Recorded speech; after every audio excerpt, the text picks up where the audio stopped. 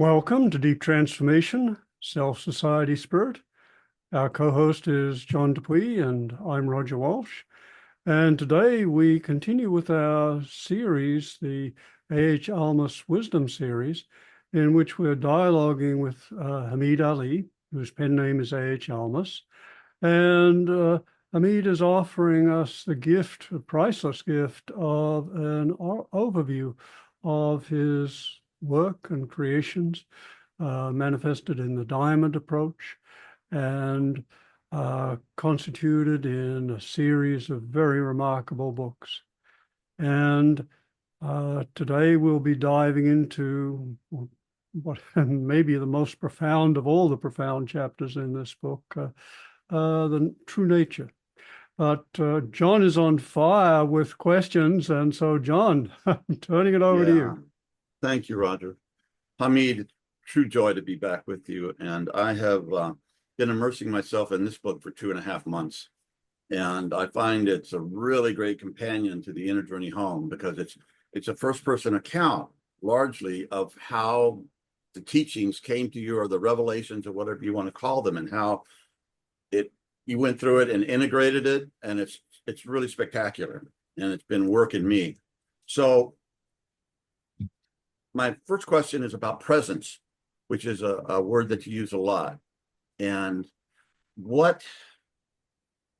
you talked about, I think it was E.B. Gold that helped you learn about presence. And how did you discover that? And what is the phenomenological experience of presence? What is it when you sense or feel presence? Yeah, E.J. Gold. E.J. Gold is a teacher, or the fourth way teacher, who I met in the 70s, who I recognize as embodying presence in a very distinct, clear way. That's when I first recognized it in somebody else. Before I actually recognized it deeply in myself, which happened later, a few years later. But presence is a thing, a central thing that's been going through our discussions, and we talk about its qualities and dimensions and all of that. The presence is an ontological, experiencing the ontology of consciousness, like the ontological mode of consciousness, a consciousness that is that sense, like the amness, the I am is the am part of, like in the Advaita Vedanta talk about true nature as Sat Chitananda, and Sat means truth or being, which means truth or existence, which they use interchangeably. So presence is experiencing one's existence and a phenomenological, immediate, not like recognizing existence, but feeling it, feeling the sense of existing. So presence is the field, it's consciousness as a field, as a medium of different degrees of substantiality and fullness or lightness, that we could feel impregnated with. We feel like presence, experiencing presence, feel like like a full substance, a substance that has a sense of aliveness and fullness. I used to call it, at the beginning, I first discovered it, I called it substance, spiritual substance. And because it is like a substance. However, it's not a physical substance. It's a physical substance made out of pure consciousness. So presence means what I am, that is here, in a consciousness sense, not my body here, but me as the consciousness that is here. I'm seeing my here-ness, my isness, my beingness. And this beingness is what I call presence. So I am present because I am the presence, The presence is, and here they feel it is here, it is present, because it is the, the immediacy of the nowness of consciousness. Is that equivalent to the soul, Hameed? Well, the soul can be experienced as a presence. However, the soul, when I talk about presence, I'm talking about the essential nature of the soul. The true nature of the soul, we call it presence. The soul is, I call it a living presence. It's a flowing, dynamic kind of consciousness that can feel like presence when it is full of its nature. However, most of the time, as you remember from our discussion, the soul is structured by our history and appears as our ego self. That, when it is that way, it doesn't feel like presence. It's disconnected from its presence because by identifying with its history or images of itself, it disconnects from its nature, which means it disconnects from its presence. So when the soul becomes open to its presence, then the soul can feel like presence. So both the essential nature and soul are presence of a slightly different kind. The soul, the flowing, dynamic, growing organism of presence. While presence itself, the true nature of consciousness, or the true nature of everything, is just its here-ness, its factness. It doesn't grow, it doesn't change, it's completely perfect, completely what it is. The soul grows and learns, but the presence of the true nature, just it is what it is. Yeah. Mm. It doesn't need to be taught, doesn't need to be healed, it doesn't need No, anything. it's perfect. It is. It's perfect and complete and totally blissful. Yeah. And Hameed, you talk about the fact that the recognition of presence, or essence, as you call it, in the soul, matures into a deeper recognition that this nature is, or true nature is actually the ground of all phenomena, all manifestation. Yeah. So depending on how we discover presence, and the way I teach it, I do it gradually because most people cannot go to the deepest level. So, the individual at the beginning, it's presence within oneself, within the consciousness of the soul. So it's localized and like filling the body or appearing in the heart. Or, however, that is the beginning of being present. When presence, because presence is not physical. The physical doesn't bound it. When we recognize that the body doesn't bound presence, and it doesn't end at the boundaries of the body. If it doesn't end at the boundaries of the body, then where does it end? It doesn't end. It's indefinite. And that is how most teaching think of presence as the ground of everything, not just the nature of the soul, but the nature of everything. It is what it is everywhere. And sometimes people talk about consciousness is everywhere and the nature of everything. Presence is talking about consciousness, but about, as I said, Satchitananda means existence, consciousness, bliss. These are the three properties of true nature. I mean, according to that tradition. The first one, the essential one, the existence, which is the presence. Then the fact it's conscious, the present is conscious of itself, knows itself. And then under the fact it feels good. That's good. I just wanted to mention too, as you talk about, we've talked about it before, but the essential qualities that are necessary for this work is love of the truth and curiosity. And I've taken that into studying your works, and that just keeps coming back as a as a refrain. It's very moving to me. Yeah, for the path, for the inner journey, what really works is loving truth, not because I want something from it, but really love. When you love something, love somebody, for instance, if it's true love, it's not because you want something. You just love them. You think they're wonderful, right? Same thing with loving truth. You love it for itself, not because we want something from it. And this kind of love is naturally appears in the heart at some point. When the soul matures, the loving of the truth. I mean, we know it exists in our science and general society. People want to find the truth. They keep talking about the truth. And these days, they say the truth is lost. Nobody would knows what the truth is because of misinformation, all of that. And that's true, it's making things. But the truth that science talk about is external truth that can be ascertained with experiment. Here we're talking about truth that is experienced. That is known, ascertained through direct experience, and that brings a certainty of what it is.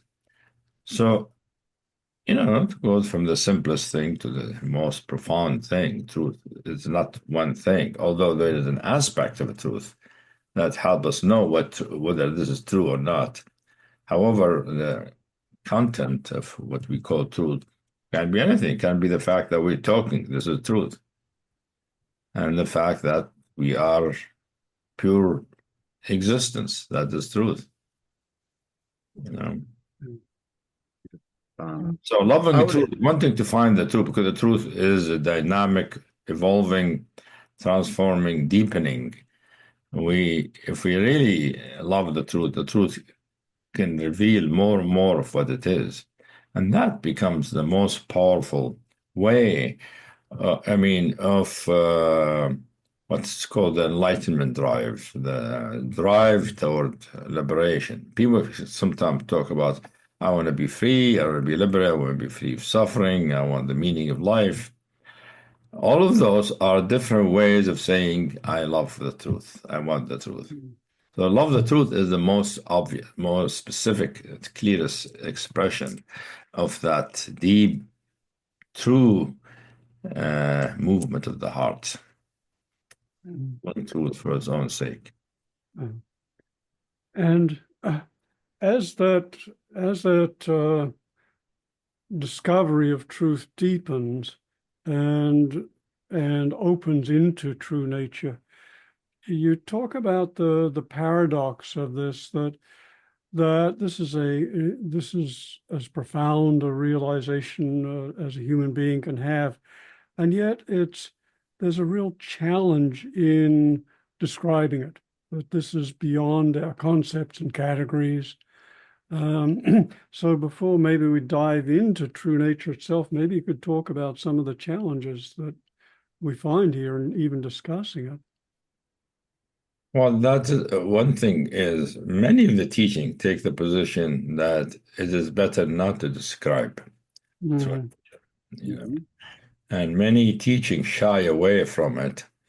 And the concern is that if you describe it, it will stick in the mind and people will make it an aim and they start looking for something, but they'll be looking for something that idea in their mind, which is not necessarily exactly what the truth is. And there is a truth to that, I think. I see that happening in some students. However, I don't take that route. I think actually giving a very detailed phenomenological description of the truth of whatever true nature I'm teaching, while I'm in the state, help the transmission. It orients the mind and heart toward receiving the transmission of the truth I am teaching. So describing it can become really, even though some people can use it as a barrier, it actually helps more people access truth that way than by not describing it. That's my... Yeah, you do it brilliantly. in this book, Hameed. Yeah, so And you signed it, you find it in the book that you oh just, my God, I have a couple of passages I would like you to yeah. read that it just they're exquisite. And Mm. but if you And want to say John, something maybe you first, could just, Roger. John, since not everyone will be watching the video, maybe you could just give the name of the book you're talking about. Yeah, it's Luminous Night's Journey, an autobiographical fragment. Mm. So these are, he was writing these, you were writing these down as they were coming to you. And we Yeah. get to experience how they came to you and kind of the conflicts between absolute and being a human being in life and how you were able to integrate that. And I'm not going to say all that stuff. That's for you to say, but yeah, it's an amazing book. And this is a partial paragraph from the introduction. Towards the second part of the spontaneously unfolding revelation of being, my process became focused not on the experience of being and its essential manifestations, but on the shift of identity to being. This led to the development of self-recognition in an increasing subtler and more profound dimensions of being, culminating in the realization of the absolute. Then this ushered into a subtle process of the clarification of the soul to the degree necessary for it to be a personal vehicle for absolute nature. Yeah. So that sort of basically sums up why I wrote the book. And I wrote it for a specific reason, John, because it's difficult to find a book or a teaching that actually spells that out. Yes. You see, everybody talks either about the soul or about the absolute. The non-dualists talk about the absolute. You go to the Sufi, the Kabbalah talk about the soul mostly. But what is the relationship between them? Because each, like the non-dualists, they think of the soul as an illusion. They don't believe it's just an individual, and any individual is an illusion, as a form that appears in the absolute, and it is not. Here, I show that the soul is significant. Without it, there is no experience of the absolute. And not only that, the absolute need to purify the soul so that the soul become a vehicle for expressing it. And this is actually the other person who wrote about it, St. John of the Cross, the dark night of the soul. In fact, it's the same direction he takes, how the soul becomes infused by the darkness of the absolute, so it becomes its own, its expression. So I wrote that book really because I thought it needed in the literature, because there isn't clear. Even St. John doesn't go into the details of what happens in the stage. He talks only the purification process, the denudement. But here this talks about all the different sides and what happened in the experience of the soul and the absolute, and how they integrate and they become one. That's largely what this book is about. Yeah, and I think of it as a very important book. Many people don't get it, don't know how important it is. Well, part either because they don't know the absolute is experience, or they don't know the soul. But if you know both, then you wonder, what happened then? And Hameed, in you're speaking about it, and I'm going to read a passage later that just kills it.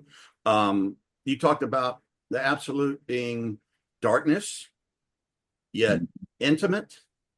And in one part, you said there's no consciousness, only awareness remains. And another passage, you said that once you're there, there's no place deeper to go, because if you start going in any direction, you start running into manifestation again. So the absolute is absolute. Yeah.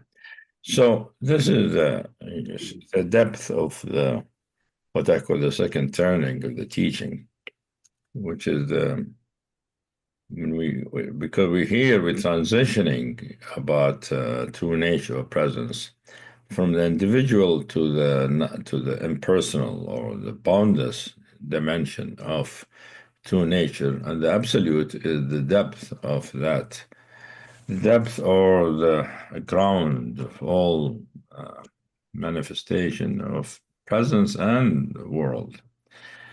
And this is for the second turning. As you know, in this teaching, I have third, fourth turning, other things different than the absolute. And but the absolute, as we experience it as the final nature of everything, and that is how many teachings take it, including the Sufis and the Kabbalah. Even though they don't focus on the bond and the non-dual, it's still for them. It is the mystery, the deeper mystery. Of course, for the Indian, it's the Brahman, or the para-Brahman. They describe it that way. For the Buddhists, it's what they call the Dharmakaya. So it's the fundamental ground of awareness. So yeah, so we're transitioning in this meeting into talking about true nature as not as what we experience within us, but as a more fundamental, larger category, which is that what manifests with us is just how we experience it, but it's possible to experience it as everywhere. Yeah. And Hameed, you emphasize that one really needs to acknowledge that there are two expressions of true nature. You usually refer to them as unmanifest and manifest, and that both need to be recognized and investigated. Yes, yeah, because some teaching talk about that. The manifest is what appears in experience. And manifest is a source that's invisible, that we can feel or know, that everything comes from someplace invisible. We just don't see it. But we know from experience it is. That's what I mean by unmanifest. And everything that is you experience, it appears from non-manifestation to manifestation, because one of the dimensions I describe how everything happens. How everything happens is not from the past to the future, to the present and the future, but from non-being to being, from non-manifestation to manifestation, instant to instant. That's what in Arabic called new creation. New creation means every moment is a new creation. Yeah, and that I have to say that just it was like a 180 degree on my mind. It's like that's a radically different conception of change and transformation, et cetera, et cetera. Yeah, I have one passage I want to read here again, and I'll stop reading passages, but I just had to get this in, and I think it's an exquisite. You're both involved in slightly different things. Yeah, but I just had to get this one in, and this is from page 26 of the Luminous Night's Journey. You say, "I am not the body, not the personality, not the essence, not the mind, not God. I am nothing that is a content of experience. Yet all experience happens within me. Everything at all levels, from spiritual to physical, happens within me. I am not touched by any of it. I am untouched, untouchable. I am unchanging. I am deathless. I am unborn. I am uncaused, unoriginated. I was never born, will never die. The concepts of life and death do not apply for me." Yeah, and that is really a description that many teaching have, about they call it the ultimate nature, or the Brahman, or Dharmakaya or the Tao, when they describe it, they sometimes use language like that, because it is unborn, because it is the source of everything. It is a mystery of truth. That if we follow truth, remember we talk about truth, we arrive at what I call the absolute truth, which is a truth that cannot be encompassed by any concept. That is a mystery that liberates. And not only liberates, it makes everything happen. Why does it liberate, Hameed? Because if we're experiencing it, it's really our identity has shifted to some place that is inherently free, and its impact on the mind and personality is that it dissolves it. And dissolved it. It's like everything sort of the absolute is what I call it, the universal solvent. Everything dissolves in it. It dissolves, it becomes the nature of the absolute. Nothing remains for what it is, because it is so everything comes from it, everything returns to it, but returning to it means dissolving, becoming it. It's like the absolute formulates its expression into our experience and takes it back instantly into nothingness. It's almost as though the absolute, this phrase doesn't quite sound quite right, but I use it, the absolute abhors fixation of any kind. Yeah, of course. Any fixation will be an impediment to experiencing the absolute. Yeah. Yeah, it has no, I mean, if you really have realized the absolute, one thing, if I am completely the absolute, I don't even care about being the absolute. I don't even call myself the absolute. I'm simply what gives everything its awareness and luminosity, but there's no self-reference, no thinking of self or no self at that time. You said at one point that the absolute is not the light, but it is the source of light. Yes, it is. That's why it's darkness. It is not darkness in the sense of absence of light. It's a darkness before light. Oh, You see. yeah, that's helpful. That's helpful. Many people, when they talk about encountering the spiritual nature, they see light, white light, most people. But that is just the outer luminosity of the absolute. They don't go deeper because it's scary to go deeper. It's black, dark. I mean, everything is going to be gone. And light means, and still there's the existence, there's the perception, there's awareness. And to go beyond it, the source of that light is that everything can be gone. But the interesting thing about that blackness, luminous blackness, is that it is not only black, it's radiant black. It's so black, it illuminates. And that its luminosity is what we call awareness.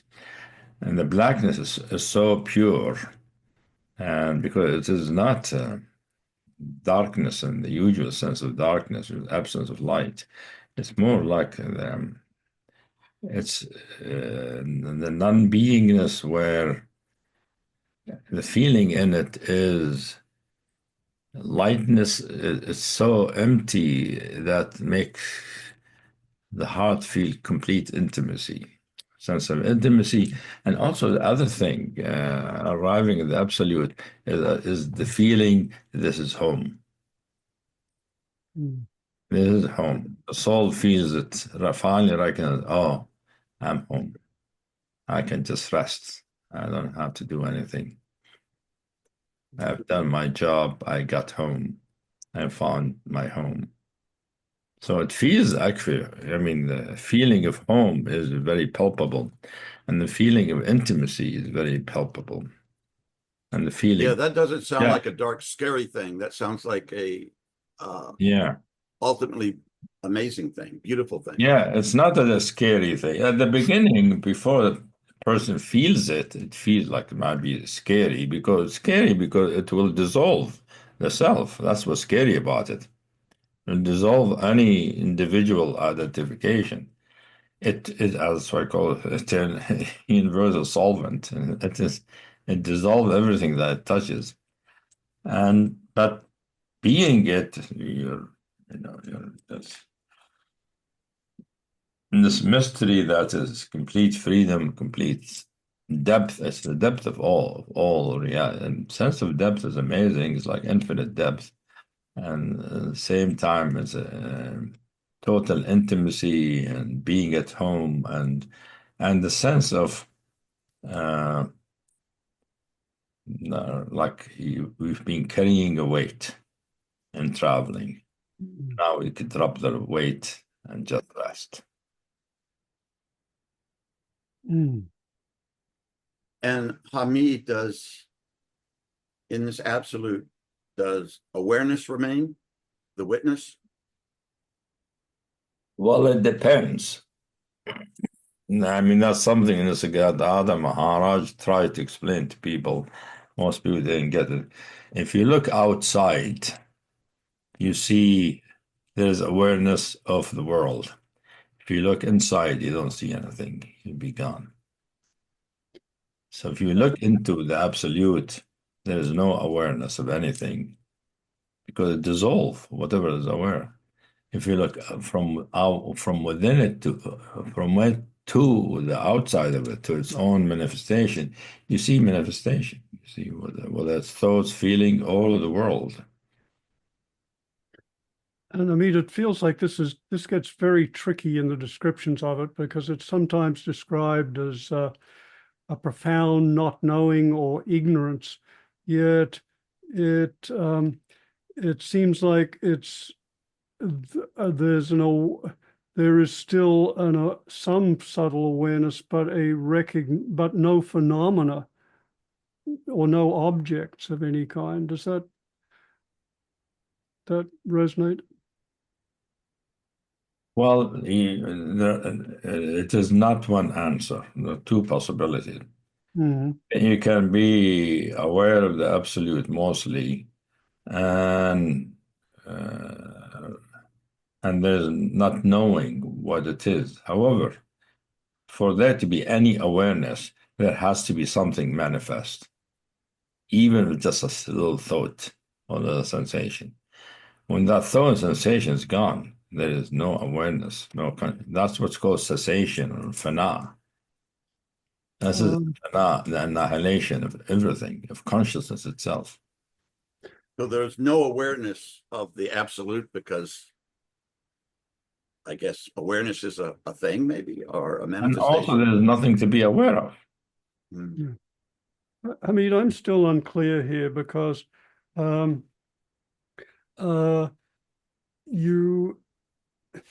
I'm getting confused. This has been a long time confusion Yeah, because it sounds that you mentioned, for example, cessation, which is the Buddhist term, or yeah. the experience, or fana, the Sufi experience. But in cessation, there's a recognition of something, but it's usually incomprehensible, certainly transconceptual. But there's also narod, which is in which there's not even awareness that something has happened. There's just a moment of going into it and a moment of coming out of it. So Yes. Yeah. But in between those, there is nothing, no content. yeah, yes, Yeah. yes. Association, yeah. The moment of going into it, you feel sometimes there is a feeling I am disappearing, I am sort of dissolving until it's completely dissolved. And there's a moment coming out of it that everything appears again anew, as if completely born anew. And it seems, if my understanding is correct, in cessation, oh, between the dissolution of all phenomena and the new manifestation or arising of phenomena anew, there is still an awareness within that, but within the road, no awareness whatsoever. Is that Right, yeah. I mean, that is, some teaching don't understand that, don't mention anything. I remember talking with a non-dual teacher, when I said cessation, he didn't get it. He said, no, consciousness is always consciousness. You can't be no consciousness. And that is true if your station is consciousness. However, the absolute is deeper than consciousness. Is the ground of consciousness. Consciousness is the luminosity of the absolute. You know. And you're drawing a distinction between consciousness and awareness here? Good question. I do usually in my teaching. I draw awareness between consciousness and awareness. And the reason is what made me see that distinction is seeing how the Advaita Vedanta talks about consciousness and the Buddhists talk about awareness. And you see their description, consciousness for the Advaita Vedanta is Satchitananda. It is Sat, Chit. Chit is consciousness and bliss. So it's characterized by bliss and also beingness, existence. While awareness for the Buddhists is characterized by non-being, Okay. by emptiness, you see. So for me, so that's why I think consciousness has the sense of beingness, and awareness doesn't have the sense of beingness. Awareness is empty radiance, empty perceptuality. Has no sense of being or even that, which means no sense of presence or existence. It's non-being that is, at the same time, is awareness of whatever. While consciousness is conscious of its beingness at the same time. When awareness is conscious of beingness, there's nothing there to be. It's beingness.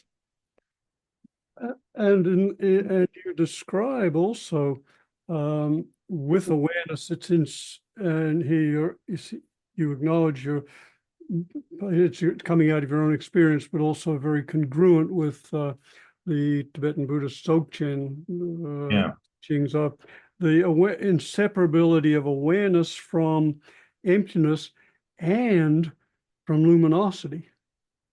Yeah. Well, I mean, awareness is just luminosity and emptiness, inseparable. Yeah, you mentioned that you talk about the universal witness, where you're just everything exists within you and you're just witnessing. Yeah, that's one way of experiencing the absolute as the witnessing ground. But so we're jumping around a little bit in terms of focus. So let's see which one we want to focus on. Okay. Well, where would you like to go that would take us into some anywhere will take us into interesting topics, but is there somewhere you'd like to go? Oh, we don't want to confuse the listeners though.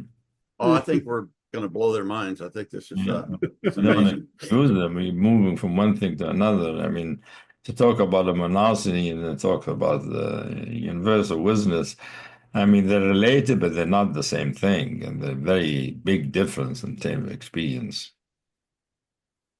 Yeah. Well, I'm very curious about and intrigued by your description of awareness emptiness, because emptiness is so central to the Buddhist tradition. I've been trying to make sense of it for a long time, and I have to say your discussion illuminated it in a new way.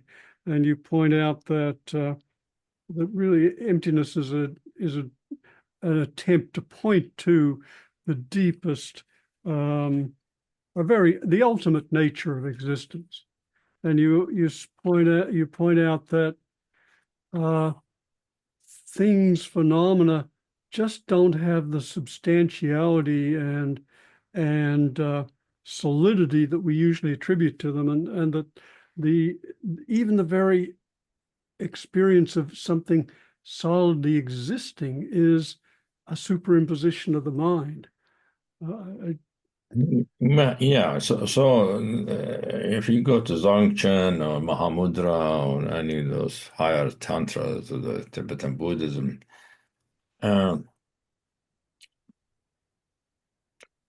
awareness is clarity and emptiness, the union of clarity and emptiness, and emptiness means, and the way they define emptiness is the lack of inherent existence. That is the description. That's the actual definition. The lack of inherent existence. Nothing has inherent existence. That's the deepest Buddhist teaching. That's what Buddha brought to the Indian tradition. And there is a condition that is experienced as the lack of inherent existence. Nothing has inherent existence. It has apparent existence, but not inherent existence. And to experience that lack of inherent existence is experiencing emptiness, recognizing emptiness, you see. And it could be, but the lack of inherent existence is in the Dzogchen, it's always inseparable from the luminosity of awareness, the clarity. So it is always an empty clarity or transparent clarity. And that they call that rigpa, or a pure awareness. And that's why I like that distinction between awareness and consciousness. And both are true. Consciousness has a sense of being, fullness, here-ness, but awareness is completely empty, completely light. It has no weight of any kind, no medium, and emptiness, and lack of inherent existence. Although we experience it as a vastness of awareness becomes vast. In both cases, there's vastness, but really existence. Emptiness is not space, not empty space. Lack of inherent existence, not space. It doesn't say space. It's lack of inherent. I mean, everything that we experience, its nature is non-being. So it is the unity of being and non-being. So what manifests called being, and its nature is non-being. So there's two opposites are unified, married here in this experience, pure awareness, which is amazing sense of lucidity when you experience it. I mean, lucidity and clarity, and it's like awareness is exploding with clarity, and because the emptiness magnified the awareness, makes it much more complete, transparent, and illuminating. But it is also the ground of everything. The nature is not like just our regular awareness. No, it's awareness that is the nature of everything. The sea of awareness. In Luminosity, Luminous Night's Journey, you talk about, in the earlier parts of the book, you talk about the soul, our essence, which includes personal essence, pearl of great price, as being an extension of being. Yeah. And the difference between absolute and being, I'm not really quite sure of. And when I would be reading being, I would substitute the word God a lot for being, and that seemed to make sense to me. So how would you distinguish being? Or then later on in the book you talk, it's all co-emergent. All these things, they're not separate things, they're all part of the same picture. Yeah. So being is what I call presence. Being meaning the beingness, the existence, the ontology of whatever is manifest, whatever we're experiencing. Like if you feel the beingness of your body, the beingness of your soul, that's being. But the, the absolute takes us to beyond being, to non-being, to what they call emptiness, which is lack and here exist. Non-being mean non-being. I mean, it's a funny thing because non-being, in some sense, is a negation of being. However, in the Buddhist tradition, they're wed, they're married, they're inseparable. You see, so they're two sides of the same thing. See, so everything is both being and non-being. So there is a fullness on one side, and like if you feel it from a certain vantage point, there's a fullness. If you feel it from another vantage point, it's completely nothing. And Hameed, It's a mysterious that way. And the mind cannot conceive of it. You have to have it in direct experience. And direct experience is very obvious, very clear, distinct. You Yeah, and to quote you, Hameed, you say, experientially, it is simplicity itself, clarity, lightness, and freedom. Conceptually, it's paradoxical. Yeah, it is, yeah. Um, let's see. Oh, so many places. Full of paradox, where all the paradoxes come from, Yeah. And Hameed, you're talking about the inseparability of being and non-being, but you point to something even deeper that at a certain profound depth of experience, one is required to let go of any belief in or experience of being and one's own being. Yeah, to get to experience non-being, meaning the dissolving of being of any kind, whether it's one's being or universal being, all of them. So it is letting go of the individual soul and letting go of Sati and Ananda, both. The Vedantists wouldn't be happy to hear that. No, Vedanta doesn't be eliminated. Hameed, in this text, you talk about having this experience, but then it was difficult, challenging to go from the absolute back into being Hameed and having a life and having a wife and having a house and food and trees and bugs and birds and all this stuff. And it seems like a major theme of this is that there can be a rapprochement. It can be brought together, and you can have a life at the same time not be enmeshed in it. And that's the idea of freedom, that to have a life that you're not enmeshed in it. A big principle in this path is what I call being in the world and not being of it. yes. If you are the absolute, you're not any dimension of being, you're not of this world, because this world is physical and material and emotional, all of that. You're not, your nature, not any of that. You're not of this world, but you're in it. So that in the sense you're living a life, a personal life. I mean, all the gurus who talk about there's no universe, they're still talking to people. Remember this Gadada Maharaj? Yeah, I like him because he has many paradoxes. He'll be talking to a person and he's telling them that there's no individual, it's all an illusion, there's only consciousness, but then he gets angry at them for not getting what he says. So obviously he's talking to somebody. And he's contradicting himself in the moment he's saying by Yeah, being who's he angry angry at them. at? Why you be angry at somebody if you believe they're only in your mind?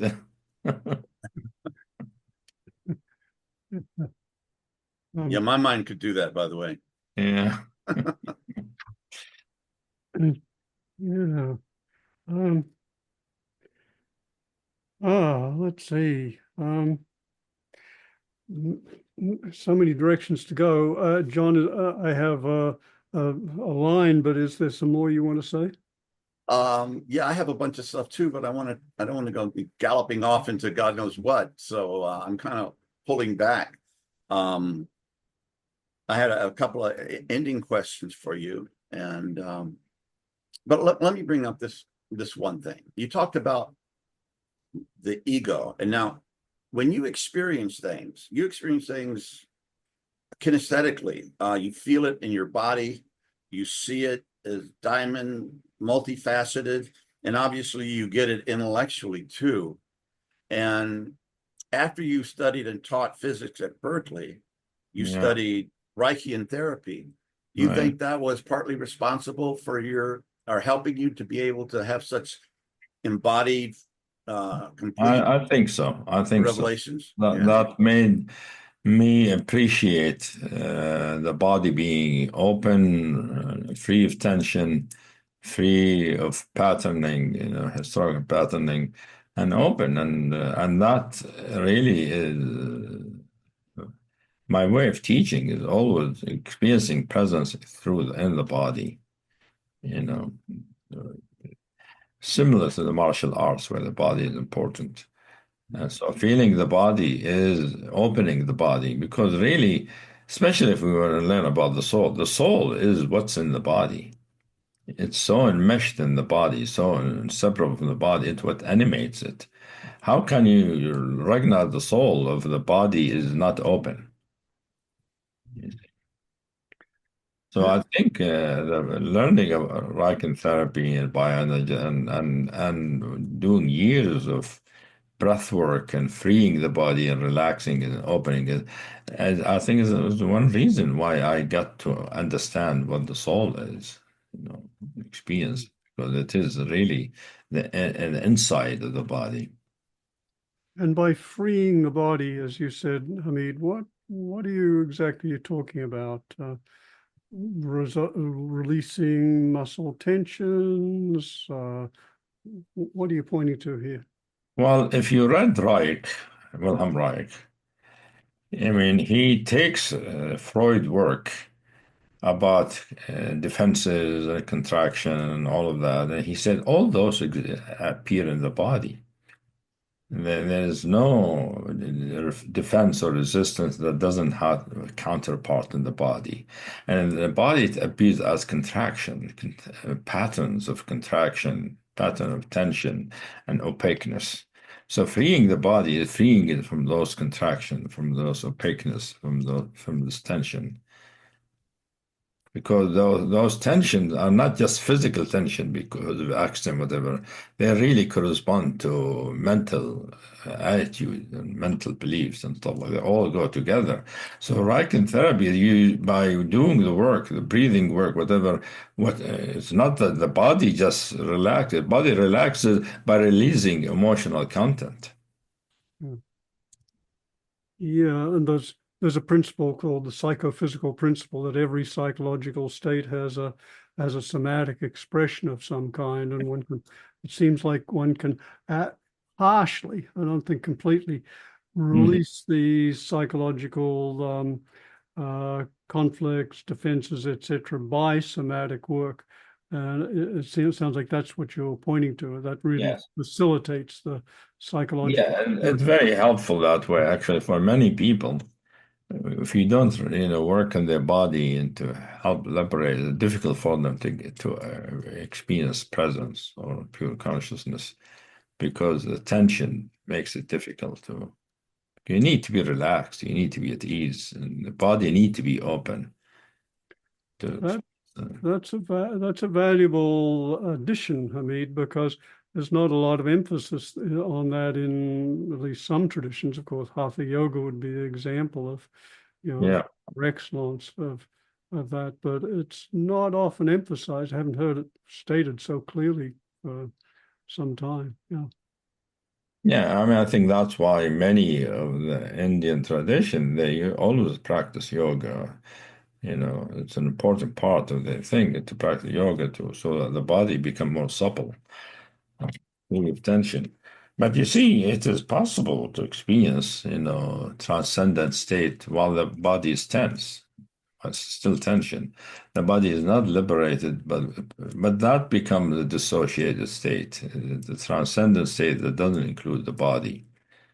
So you can experience, you can be in a state of consciousness, free, whatever, but you can't. That doesn't inhabit the body, doesn't come through the body. Mm. Okay. So it's still limited by the somatic Yes. Mhm. complexes, tensions, character Yes. armor, as Yeah. Mike would say. No, they don't just go away because we are in a transcendent state. Yeah. Just like ego's content doesn't go away by experiencing, liberation, awakening. You experience state of awakening doesn't mean the ego is completely gone. But then you have to do the work of clarification and purifying, right? Right. We've talked about that before, so that you can actually become the vehicle or instrument of being of the absolute. So there's a lot of work. Well, that is this path I work with, is my work, which is that the working through one's psychology and psychological history is one side of the inner work. The other side, the discovery and of our true nature and its various possibilities. So they go hand in hand. The two go together. I don't just talk about awakening to true nature. I do that. That's an important central part of the teaching. However, liberation from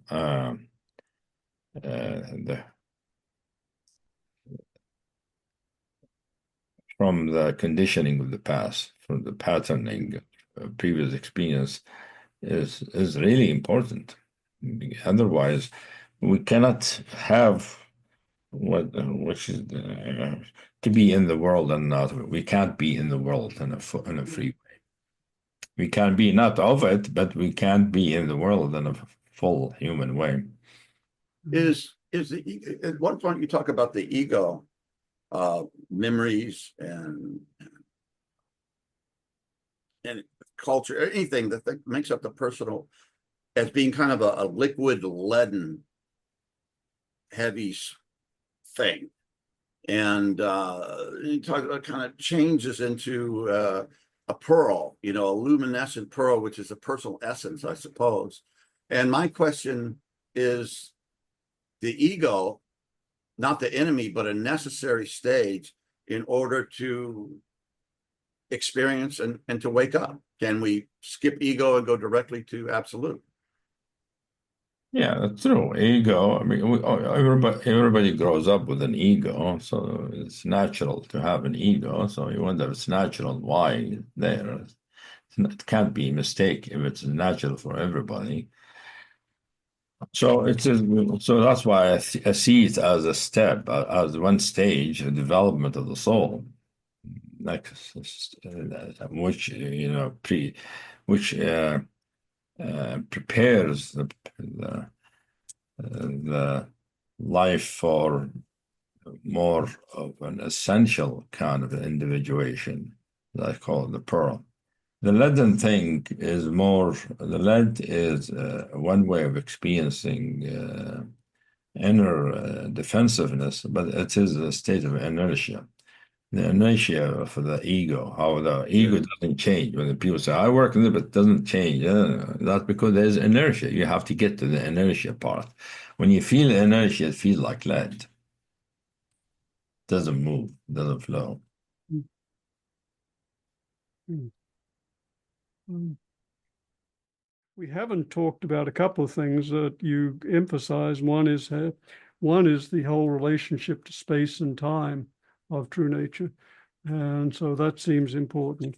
And then well, maybe that's a way in, and then how one points to true nature. Yeah.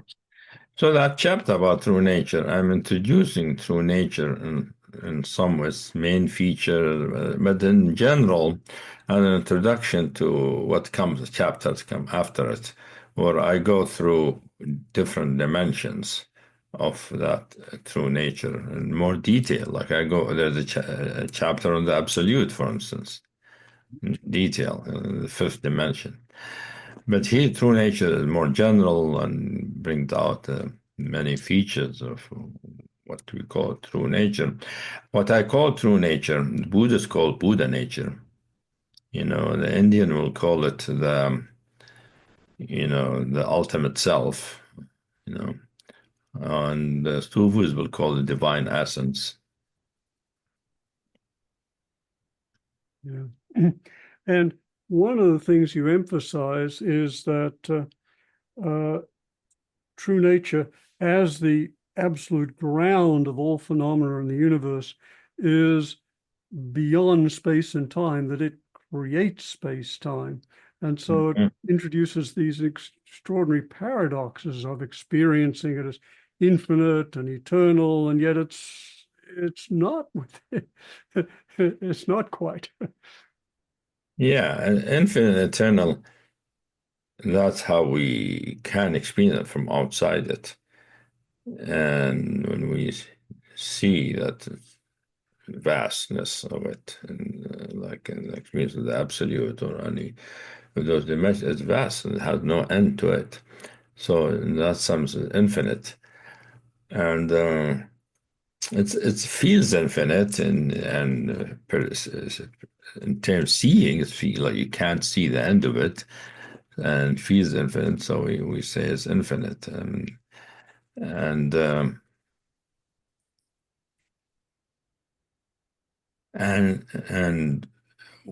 since it is the absolute part of it is the non-being source of all being.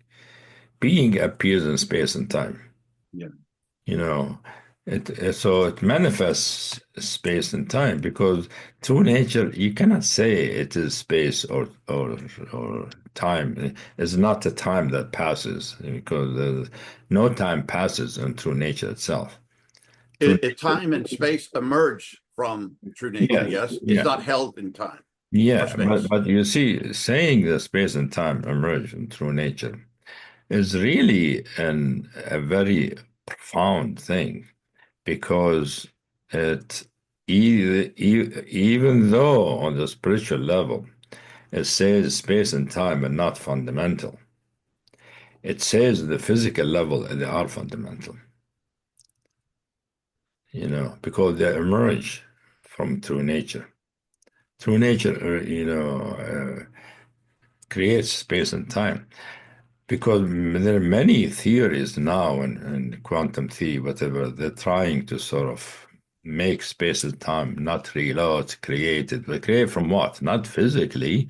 They think of it as a quantum phenomena creates time and space. But that is, from the perspective of spirituality, that's not true. Space, the way we experience it, is created by true nature. So is time. And the time that passes, even when we experience timelessness, if we live in timelessness all the time, right? Some can live in timelessness, meaning no time. The body ages anyway. And that is the meaning of the passage of time. So the passage of time never ceases, even though we can live in timelessness.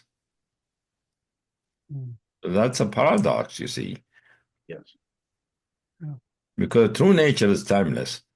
However, it also manifests time and space for life to happen. Because life, as people know it, it's in time and space. and everything. I mean, the whole universe. I mean, the world of science and materiality is in space and time. And your point that if one doesn't have a spiritual perspective, then space-time can seem absolute, as they did for Newton. And I Yeah. guess It also could be very, very Newton bleak. thought, Newton thought they were absolute, that God created space and time. And I think in some sense he was correct if we take true nature to be God. Yeah. However, at the present time, they're trying to make space and time a byproduct of other, physical phenomena. Well, well, and in practical terms, Hameed, I want to quote something you say that true nature is beyond time and space. It can't be measured by either because they're Yeah, right. but what one can experience is, I quote, ineffable freedom. Yes. Well, to be true nature, the realization of, or to recognize we are that true nature is pure freedom, because true nature is free. It has the essence of freedom. Yeah. There's And nothing that constrain it. And sometime in our conversations, probably in a later dialogue, we must have a conversation about the varieties of freedom, because there's an evolution in your work of different kinds of freedom, which is Yes. very profound. But maybe we can extend this conversation about space, about true nature being beyond space and time, to the to the recognition that you emphasize that true nature is beyond all characterization, that we can point to it in various ways. But actually, it is radically unqualifiable. And I guess I hadn't thought of the connection here, but this where you're pointing to what Nagarjuna, the central philosopher of Mahayana Buddhism, pointed to, that you can't say anything is or isn't, or both is and et cetera, et cetera. Maybe you could speak to that. Well, even when we talk about the absolute, we are really elaborating an experience. And true nature can be even more mysterious than that, than what we call the absolute. In the sense, at some point, it become we have to go to another third or fourth turning of the teaching, because the absolute is sort of the end of the second turning, where you cannot say anything about true nature, because whatever you say could be true, could be not true. You cannot determine it, and the determination that happens when you say, oh, "This is true," doesn't mean it's wrong, but that it means there is a way of experiencing true nature where that is, you cannot say that about it. And Ken Wilber had a nice three-part pointer to the way one can point to true nature, saying one can use analogy. It's not this, but it's kind of like this, or the via positiva, or the negative. It's saying it's not this, it's not that, netty of the issue, Right. or injunctive, where you say, to do this practice yourself and experience it yourself directly. It seems like that's a nice, he puts together those three parts. That's the only way to really know through experience. Yeah. Yeah, that. I mean, all spiritual teaching do that, and they're trying to get you to have the experience of true nature, which means the experience of your freedom, basically, your liberation, and fulfillment, and happiness, and all of that. And it seems to me that in this inner work, not only is the only way one can really know these profound experiences, and particularly true nature is through direct experience, but the depth of one's experience sets the limits on one's intellectual understanding also. Yeah, that's a good way of saying it. Yes, because whatever we experience, the mind will conceptualize at some point. Each teaching does that. They have a view for realization, like instruction, the view, the view. But what is the view? It is just a conceptual perspective about what the experience is, you see. And but if we don't know it, our mind can't conceive of it. No, Many, it can't. many of the dimensions through nature are inconceivable because many of them are either paradoxical or unexpected or unimaginable in terms of the subtlety and the difference and beauty, accuracy. All these things are actually cannot be conceived by the mind. So if we don't experience them, the mind doesn't know. But if when we experience those, people who have a good mind, they have quite a good time because they can, and their knowledge explodes. So Yeah, you reach the limit and like you can't go beyond it. yeah, but in terms of knowing it through the mind. But if you experience it, that opens the mind further. You see, Right. yeah, That's if good. you experience through nature, it silences the mind, true, during the experience, but then as the mind comes back, it has a new content, a new data that hasn't had before. It can think with, and it can do it in a way that obstructs its experience if it holds on to the thought, or it could do it in a way that opens up experience further. Yeah, and a lot of the book that I kind of got off the path what we were doing before. I'll go back to the text if you'd like me to, but you talk about the integration. You had all these revelations. I mean, these experiences of absolute of being, of presence, of reality of the soul, and essence, and all of this stuff. And then at one point you felt like, how can I go back? How can I go back into the world and be, as you said, be part of it, but not of it? Yeah. And I wanted to ask you, this is personal. There's a lot of really, what I would say, bad things going on in our country right now, like our constitutional democracy is being destroyed. Mhm. And I Yes. wonder, how do we act on that? And I've got the intuition that I should resist, but I don't know what that resistance should look like. I don't want to be part of the problem. I want to be part of the solution. So if you have any insights on that, I would be deeply These days, appreciative. how to tell what's the position to take, right? Yeah, I don't know. If I'm just angry and shout and scream, is that just going to harden the other side? Yeah. I'm not sure. It's a koan for me. Resist, but what is resistance? How do you do that? Yeah. I think the thing, the way I usually, take it is that important thing is that I am myself, that I am free, and recognize that I am not only free, but inured from the influence of all these things.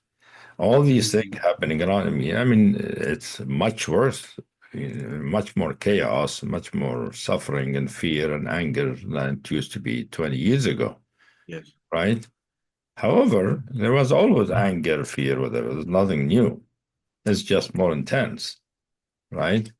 And just like 20 years ago, we still needed to be ourselves, to be free from all the anger and fear and all these things, which now the need is even stronger.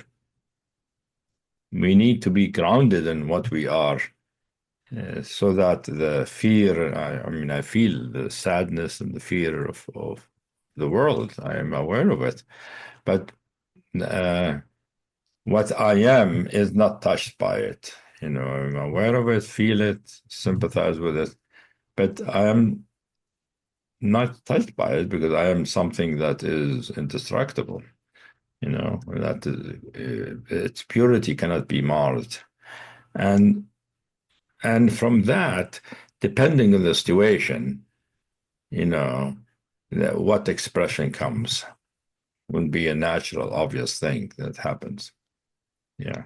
And depends on the situation, it depends on what is your place in life, what kind of job you have, what kind of position, what kind of reputation. All of these can determine what action will arise from you. See. But it has to be informed by the truth of our inner nature. Otherwise, you're lost. Yeah. Many people these days are actually completely lost. They don't know what is true, what's up and down, and they're reacting one way or another. It's sad, but if we're grounded in our true nature, at least we're aware of all these things, but we're not embroiled in them. And Hameed, you mentioned that this your inner work allows you to be aware, but not to be thrown about by the events of the world, and that's often misunderstood as not caring. But I think you're pointing out that, and you point, and a number of traditions do, that that kind of profound equanimity allows a deeper caring to emerge and more skillful responses. Yeah, I mean, because part of true nature manifests also as compassion, as love, as sensitivity, as generosity, as tolerance. All of these things, these are manifestations. So our interaction with the world will embody all these things. All these the true values. When people talk about values these days, and I hear politicians say, well, I changed from one thing, I changed my values. I said, what? How do you change your values? Values are values. You don't change your values. You change your beliefs or positions about things, about issues. But if you change your values, mean you don't have values. That's simple as that. So, but the values of true nature are fundamental and eternal. Yes. Yeah. So our job is to manifest those, work on ourselves and manifest those essential values. Yeah, how do you manifest those eternal values? And not just now, all the time. Even if things get easy and obvious and clear, we still need to manifest those. Amen. Yeah, good. Yeah. Did you have something, Roger? Say something else. Well, there was an association I had, which was that I find it very helpful, Hameed, that you emphasize the many essential qualities that true nature can take. All these, what in many cases are described as classic virtues, that they're all expressions of true nature. And I find that very helpful compared to so many traditions which say true nature is this, it's consciousness or it's being or it's one thing. And doesn't seem, at least as in my reading, that there's the emphasis on the manifold virtues that are all expressions of true nature. Yeah, well, yeah. I mean, the qualities is some teaching talk about like the Platonic idea, and Neoplatonic traditions also had that. So our Western tradition had that in its roots, that there are many qualities of our true nature, our being. Some of the Eastern tradition have that to some degree. This teaching seemed to, for some reason, have that as an important part of the teaching, the qualities. But the qualities, you see, are significant partly because one principle of this teaching is to be in the world and not of it. How can you be in the world without those qualities? You do need courage, you need steadfastness, you need clarity, you need intelligence, you need compassion, sensitivity, all of that to live in this world. And that's when the qualities really become a very useful thing, and both guidance and capacity to live in the world in a genuine and also as effective a way as possible. And a path to liberation without these essential values would be pretty grim. I mean, it would be not empty in a good way, but it would be valueless, I guess, if it doesn't help us to live in a better way. Yeah, I mean, many teaching don't, especially the Eastern one, they don't talk about living life because they're mostly monks and, living in monasteries. That's how Buddhism started. Buddha was a monk, and he was wanted his people to be monks with him, not live in the world. And they didn't cook their food or work, they begged for food. But that's not living in the world. That is just, being in the world just to go into true nature, you see. And while this teaching says, yes, we want true nature, that's part of it. We're not part of the world, but however, we are in the world. That true nature expresses itself in the everyday life. And that takes us to Zen takes that into the last one of the pictures, being the marketplace, Hands up, yeah. You're in the marketplace, but you appear like an ordinary human being with other human being. Yeah.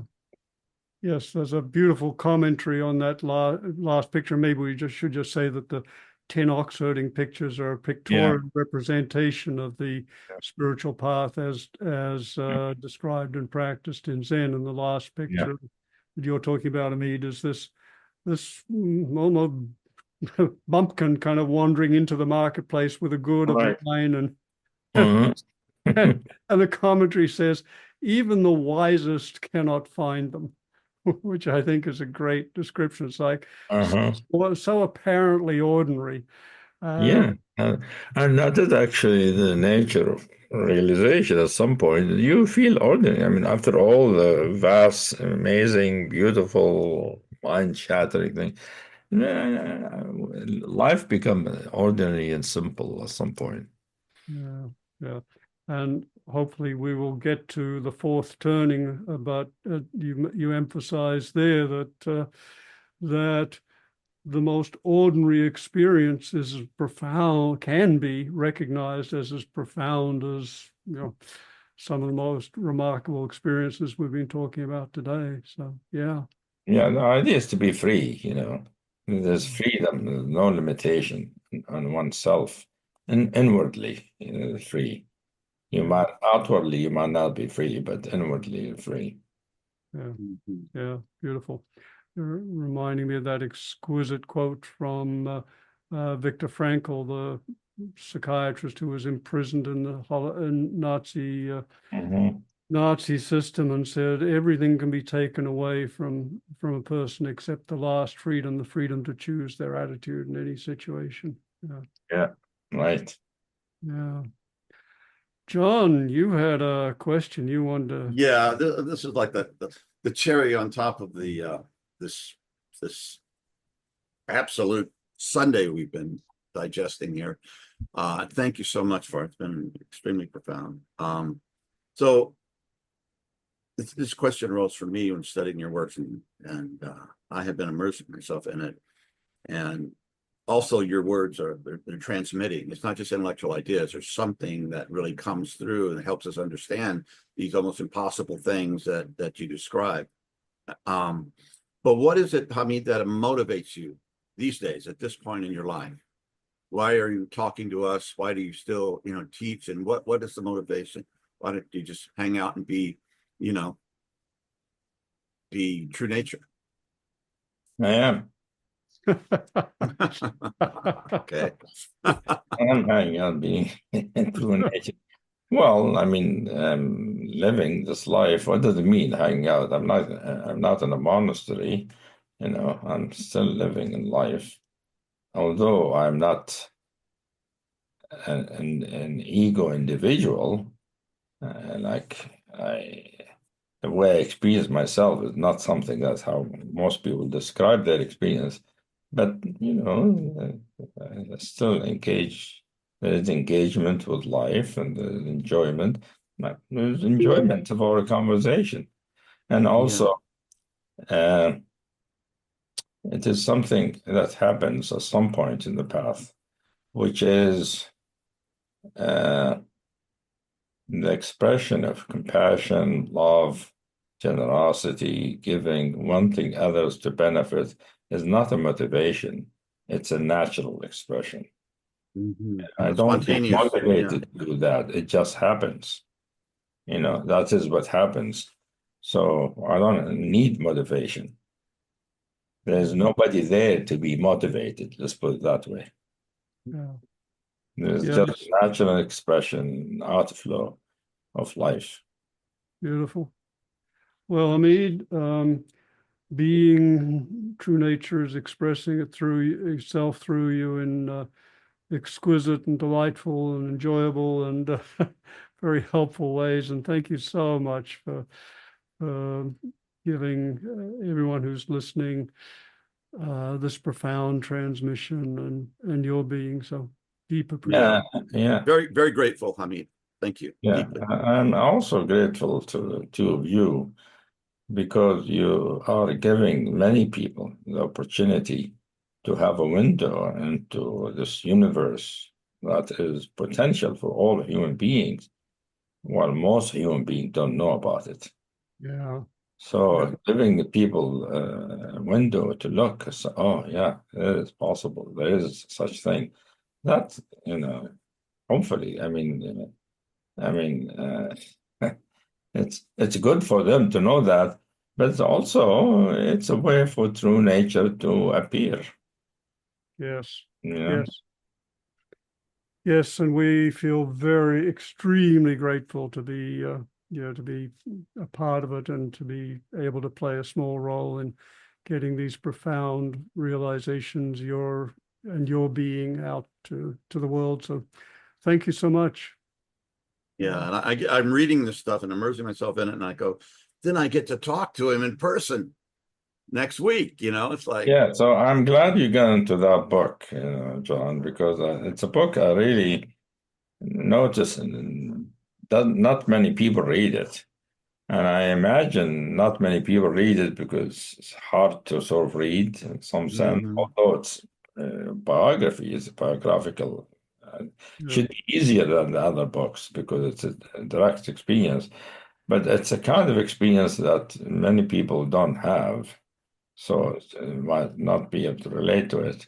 But as I said, it is intended as a contribution to spiritual literature about an area of spirituality that is not discussed, which is how the soul connects with the absolute. Yeah. And there's so much in that book that perhaps we could even do a conversation around it. I know John would jump at the opportunity. Yeah, I barely got beyond the introduction today. I mean, I got the first 25 pages maybe, but it's we could explore that. You will see in it by the second half what's it like to be the absolute living in this world. That's right. That's really, really, really That'll be good to see. Yeah. Yeah, that's the major thrust. Yeah, it's magical in some sense, but it is interesting, yeah. There's the understatement of the day. Okay, well, good being with the two of you. Till next time. I think the next time will be in 2 weeks or something. Not far off. Yeah. Yes. Thanks so much, Hameed. Thank you, Hameed. Have a good day. Here I am, John Dupuy again, and I'm here to talk about supporting the Deep Transformation Podcast. The podcast has been an amazing experience for Roger and myself and for our team, and it's been growing. We're currently in the top 2% of worldwide podcasts, which is really remarkable. We think it's very important. We think deep transformation is the only way to go, because if we don't, we're in serious trouble. We're so grateful for the amazing presences and spirit and soul and people who've been on our podcasts. We'd also like to ask you again for your support, financial support, and thank you for all of you who have been supporting this. And up till now, it's all been out of pocket for Roger and myself. And it takes money to produce, pay our staff, and for marketing. The circle keeps on growing, but the quicker that could happen, the more positive effect we could have in the world. And that's what we're here to do. And I was thinking before this, upstairs in my meditation room, I have the famous 10 Zen ox herding pictures up there. And the final one, after you guys go through all this journey, is going back into the marketplace with open hands and open heart. So that's what we're trying. Open hands, open heart, open mind, so that we can do what? We can transform effectively and deeply and listen to some of the greatest minds on our planet as to how to do that. So thank you for your support. We love you and you matter. God bless.